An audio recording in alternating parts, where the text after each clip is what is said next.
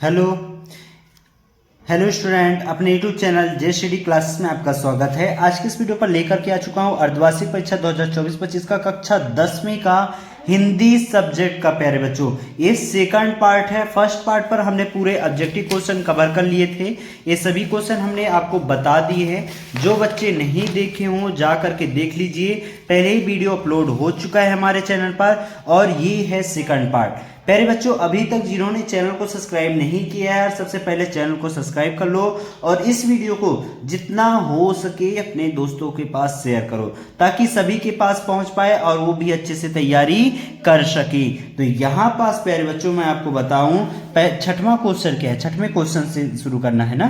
तो छठवां क्वेश्चन है, प्रयोगवाद की कोई दो विशेषताएं अथवा प्रवृत्तियां लिखिए। और इसके अथवा में क्या क्वेश्चन है, नई कविता के कोई दो कवि एवं उनकी एक एक रचनाओं के नाम लिखिए। तो इसका आंसर मैं आपको बता रहा हूं। यहाँ पास आप देख सकते हैं, यहाँ पास आप देखेंगे, नजर डालेंगे तो आपको यहाँ पास दिखेगा कि ये प्रयोगवादी काव्य की यहाँ पास विशेषताएं बताई गई है। 3 विशेषताएं दी गई है।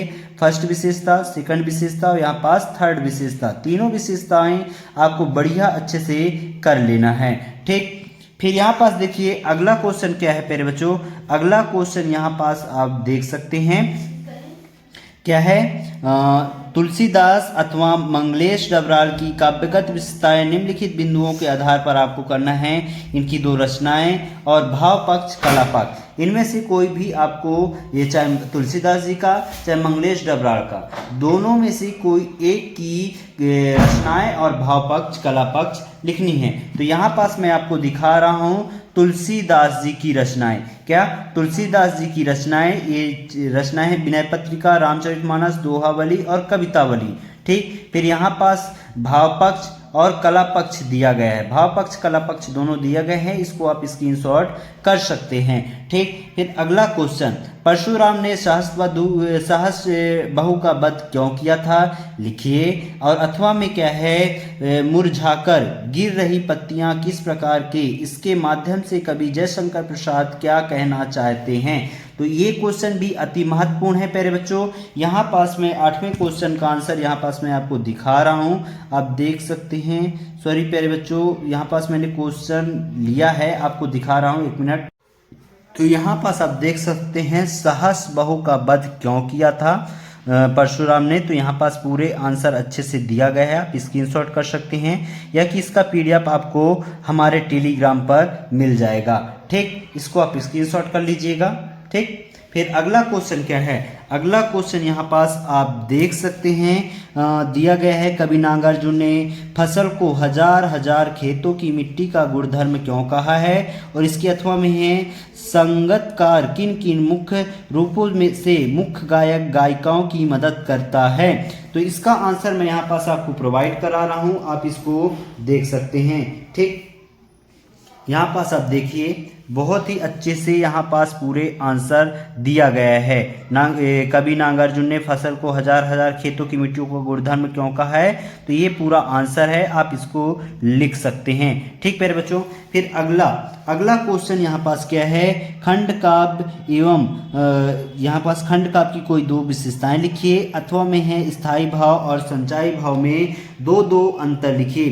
तो यहाँ पास मैं आपको इसका आंसर आपको प्रोवाइड कर रहा हूँ प्यारे बच्चों, आप इसको देख सकते हैं। यहाँ पास देखिए खंड काव्य की 2 विशेषताएं लिखना है। तो फर्स्ट विशेषता अल्पाक्षर और संक्षिप्त में है और एकल विषय पर केंद्रित, ठीक, एकल विषय पर केंद्रित, ये रहा आंसर। अगला क्वेश्चन क्या है। अगला क्वेश्चन यहाँ पास आप देख सकते हैं, मात्रिक छंद और वार्णिक छंद में 2 अंतर लिखना है, या कि मानवीय अलंकार की परिभाषा उदाहरण सहित देना है।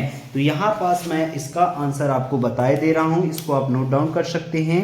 देखिए ये रहा, यहाँ पास आप देखिए मात्रिक छंद के 2 मात्रिक छंद और वार्णिक छंद के अंतर। तो मात्रिक छंद के ये 2 पॉइंट यहाँ पास दिए गए हैं, फिर ये वार्णिक छंद के यहाँ पास 2 पॉइंट दिए गए हैं, इसको आप नोट डाउन कर सकते हैं, ठीक प्यारे बच्चों। दोनों का आंसर यहाँ पास मैंने आपको दिखा दिए, ठीक। फिर अगला क्वेश्चन क्या है, ये 12वां नंबर, अना ए एक उन्हीं सूत्र के अनुसार गद्य की प्रमुख विधाओं के नाम लिखिए, अथवा कहानी और उपन्यास में दो दो अंतर लिखिए। तो यहाँ पास दो दो अंतर मैं आपको कहानी और उपन्यास में दो दो अंतर दिखाई दे रहा हूँ। तीन तीन अंतर है प्यारे बच्चों। कहानी में ये तीन अंतर लिखना है, दो खंड बना लेना है कहानी और उपन्यास का। तो कहानी वाले में ये 3 पॉइंट लिख देना है और उपन्यास में ये 3 पॉइंट लिख देना। ठीक, तो आपको पूरे 2 नंबर अच्छे से मिल जाएगा। ठीक प्यारे बच्चों, ये अच्छे से आप देख सकते हैं कहानी का। इस तरीके से आप लिख लीजिएगा। फिर यहाँ पास देखिए, स्वयं प्रकाश अथवा यशपाल की साहित्यिक विशेषताएं निम्नलिखित बिंदुओं के आधार पर लिखना है। 2 रचनाएं और भाषा शैली। तो यहाँ पास स्वयं प्रकाश और यशपाल जी का है। तो मैं यहाँ पास आपको बता रहा हूँ स्वयं प्रकाश का। ठीक ना, स्वयं प्रकाश की रचनाएं कौन कौन सी है यहाँ पास आप देख सकते हैं। रचनाएं हैं आश्रम कैसे कैसे, सूरज कब मिलेगा, नीलांकन का सफ़र। और यहाँ पास भाषा और शैली आप दोनों अच्छे से देख सकते हैं और ये दोनों पॉइंट अच्छे से लिख लेना। ठीक, फिर अगला क्वेश्चन यहाँ पास देखिए, कैप्टन बार बार मूर्ति पर चश्मा क्यों लगा देता था, लिखिए। ठीक, और इसके अथवा में क्या है, अथवा में यहाँ पास आप देख सकते हैं, लेखक को नवाब साहब के किन किन हवा भाव के महसूस हुआ कि वे उनके बातचीत करने के लिए तनिक भी उत्सुक नहीं थे। तो यहाँ पास आप देख सकते हैं क्वेश्चन क्रमांक 14 का आंसर कि कैप्टन बार बार मूर्तियों पर चश्मा क्यों लगा देता था। तो इसका आंसर यहाँ पास पूरा अच्छे से विधिवत दिया गया है। स्क्रीनशॉट कर सकते हैं या कि आपको टेलीग्राम पर इसका फोटो मिल जाएगा प्यारे बच्चों। ठीक, फिर अगला क्वेश्चन यहाँ पास देखिए, 15 नंबर है, लेखक मनु भंडारी ने पिता के मुख पर गर्व और संतोष का क्या कारण था। और अथवा में है, किन महत्वपूर्ण आवश्यकताओं की पूर्ति के लिए सुई धागे का आविष्कार हुआ था, लिखना है। ठीक, तो इसका आंसर प्यारे बच्चों यहाँ पास आपको बता दूं कि इसका आंसर आपको टेलीग्राम पर मिल जाएगा। ठीक, फिर क्वेश्चन क्रमांक 16 को वाक्यांश को एक शब्द लिखिए, यानी एक शब्द में लिखना है और इसके अनेकार्थी शब्द लिखने हैं। ठीक, तो इनके मैं आपको बताता हूँ, वीडियो के लास्ट तक बने रहना। फिर भोलानाथ अपने साथियों को देखकर सिसकना क्यों भूल जाता है, लिखना है।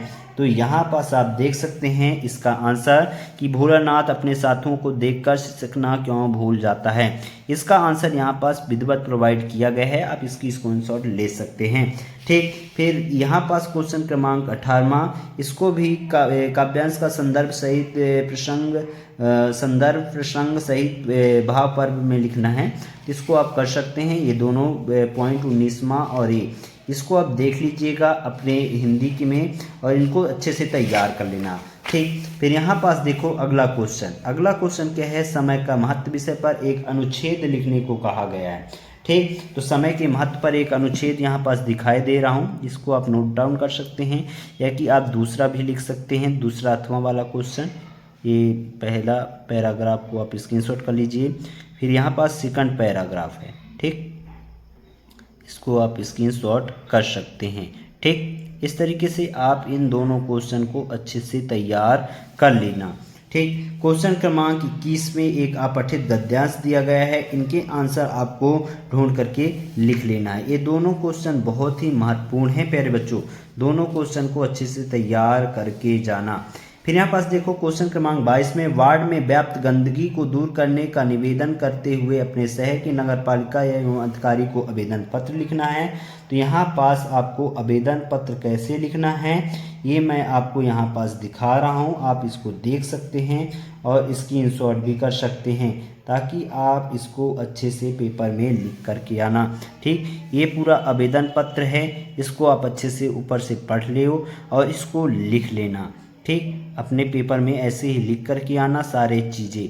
ठीक, एक एक चीज़ें आपको लिख कर के आना है, आपको भूलना नहीं है। ठीक, फिर यहाँ पास देखो ये वाला 22वां वाला हो गया और इसके 8वां वाला को आप अच्छे से तैयार कर लेना। फिर निम्नलिखित में से किसी एक विषय का रूपरेखा संदर्भ सहित निबंध लिखना है, रूपरेखा सहित निबंध लिखना है। तो जीवन में खेलों का महत्व, स्वच्छ भारत अभियान, विज्ञान का महत्व, पर्यावरण प्रदूषण या मेरी प्रिय पुस्तक। इन क्वेश्चन के आंसर आपको आपके गाइड या किसी में भी बड़े आसानी से मिल जाएगा, या कि मैं टेलीग्राम पर डाल दूंगा इसका एक फ़ोटो, तो उसको आप तैयार कर लेना।